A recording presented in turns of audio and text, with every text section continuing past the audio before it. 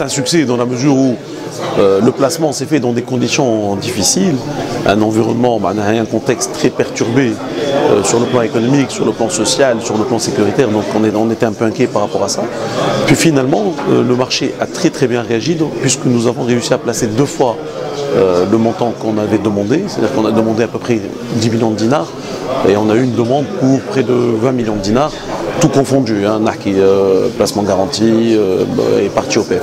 Donc on pense que c'est une réussite, et c'est d'autant plus une réussite que ça a été fait par 4000 souscripteurs, c'est-à-dire que près de 4000 nouveaux actionnaires qui sont entrés dans Celcom et qui ont fait confiance à Celcom.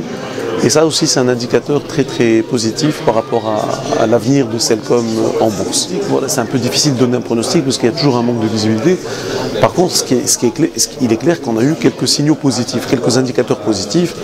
Avec l'arrivée d'un gouvernement qui, on espère, va vraiment s'occuper des problèmes économiques et sociaux et des problèmes de l'heure qu'on subit depuis maintenant plusieurs années. Donc ça a rassuré un peu les entreprises.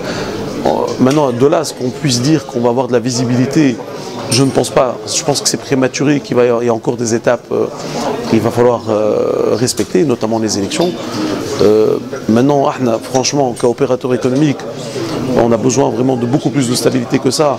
Et on a besoin d'être assuré par nos gouvernants, par le gouvernement, par Si Mehdi Jema. Et je pense que les indicateurs qu'il a donnés sont plutôt positifs.